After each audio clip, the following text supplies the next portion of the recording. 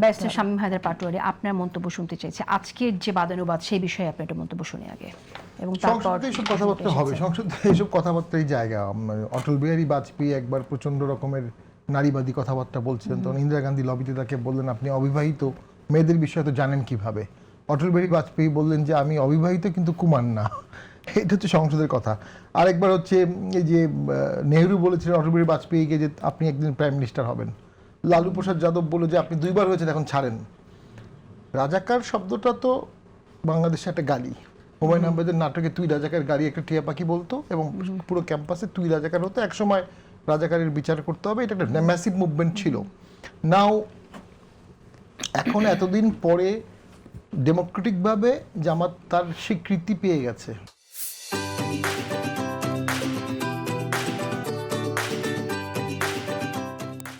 জামাতকে ব্যান করা হয়েছিল প্রথমে সন্ত্রাস বিরোধী আইনে এবং পরবর্তীতে নিবন্ধন বাতিল করা হয়েছিল, কিন্তু জামাত কিন্তু ভোটে এসে ৭০টা আসন পেয়ে গেছে।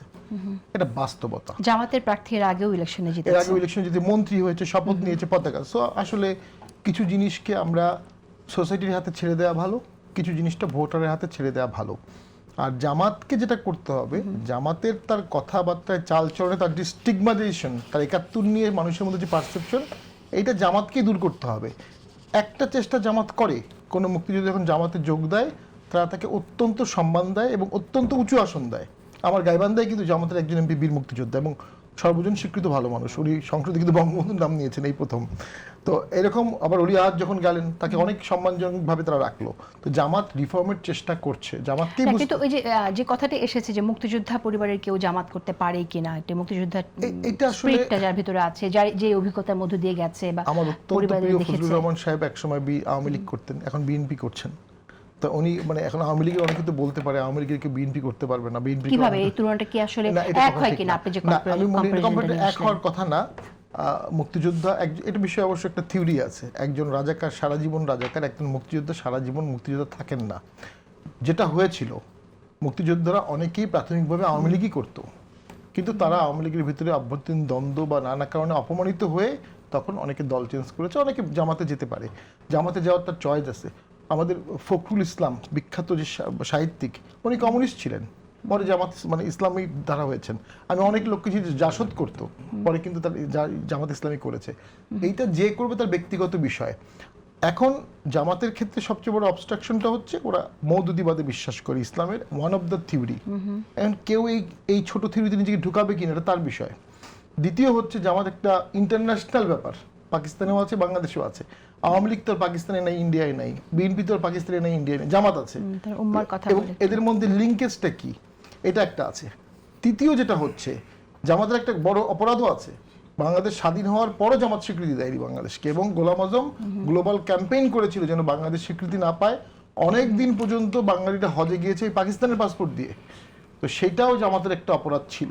সবচেয়ে বড় অপরাধ যেটা, দেশে যখন জেনোসাইড হচ্ছে ৭১ সালে, আপনি কেন জেনোসাইড সমর্থন করলেন? এইটার যে পলিটিক্যাল ভুল, এটা বিশাল ভুল। তো সেটার জন্য জামাতকে সময় হয়েছে, অনেক দিন তাকে সাফার করতে হয়েছে। এখন ওই বিষয়টা ন্যারেটিভসটা অতটা ইম্পর্টেন্ট না, এবং ওই জেনারেশনটাও চলে যাচ্ছে।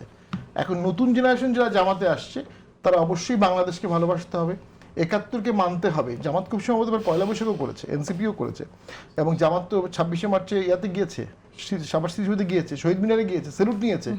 অর্থাৎ যে জিনিসগুলো ট্রেডিশনাল ইসলামে বেদাত হিসেবে স্বীকৃত, জামাত কিন্তু এবার রাষ্ট্রীয় দায়িত্ব হিসেবে সেগুলো পালন করেছে। তাদেরকে চেঞ্জ হতে হবে, এটার কোনো বিকল্প নাই আমি মনে করি। ওকে, চেঞ্জ হতে হবে আপনি বলছেন, ঠিক আছে, এটা ভিন্ন আলোচনা। কিন্তু আমি একটু অবাক হয়ে লক্ষ্য করছি যে আপনাদের দলেরও কেউ জাতীয় পার্টির, আমরা দেখলাম টাঙ্গাইল মির্জাপুর উপজেলা জাতীয় পার্টির সেক্রেটারি, তিনি তার পরিবার কর্মীদের নিয়ে জামাতে যোগদান করেছেন।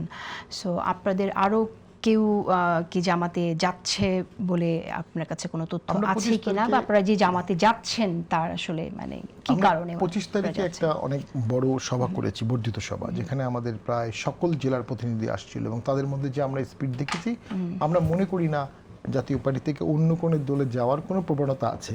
কিছু বিচ্ছিন্ন প্রবণতা থাকতে পারে, এটা বাস্তবতা। আমরা এখন সংসদে নেই, এটা বাস্তবতা। আমরা এখন সরকারি দল না, এটা বাস্তবতা। আমরা এখন বিরোধী দল না, সো অপরচুনিটি না, কিন্তু জাতীয় পার্টি থেকে এই যে জামাতে যাচ্ছে, সরকারি দলে না জামাতে যাচ্ছে, তার মানে কি জাতীয় পার্টির সাথে জামাতে বিরোধী জোটের একরকম কোনো সমঝোতা হচ্ছে কিনা, বা আপনারা ওইদিকেই ঝুঁকে যাচ্ছেন না কিনা? না না, এরকম কোনো সম্ভাবনা অবশ্যই নেই।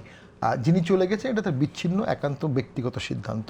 আর জামাত ইসলামী আর বিএনপি কখনোই প্রকৃত বিরোধী দল, সরকারি দল না। তারা একই দলেরই দুটো অংশ, আমি যেটা মনে করি। সংসদে তারা বিরোধিতা করছে, ন্যাশনকে পোর্ট্রে করছে যে তারা বিরোধী দল, কিন্তু কয়েকটা বিষয়ে তারা একমত। যেমন আমি দুটো উদাহরণ দিতে পারি। ঢাকা কোর্টে ইলেকশনে আওয়ামী লীগের কেউ ভোটে অংশগ্রহণ করতে পারবে না, ইভেন ইফ সে আইনজীবী হিসাবে স্বতন্ত্র দাঁড়াতে পারবে না। এটা কিন্তু ঢাকা বার আইনজীবী সমিতি রেজলিউশন পাস করেছে এবং জামাত বিএনপি একসাথে এটা করেছে। সিমিলার থিং আজকে সুপ্রিম কোর্টে করা হয়েছে এবং সেটা জামাত বিএনপি একসাথে করেছে।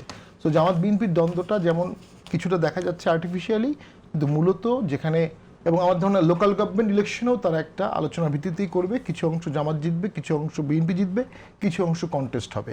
সেখানে অনেক দলকে বাদ দেওয়ার ব্যাপারে তারা একমত।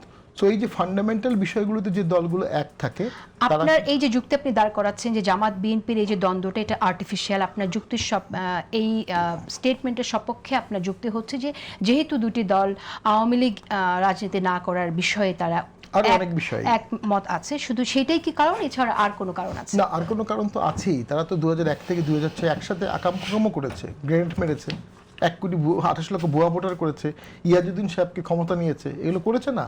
তো আজকের বন্ধুত্ব না, অনেক পুরনো বন্ধুত্ব।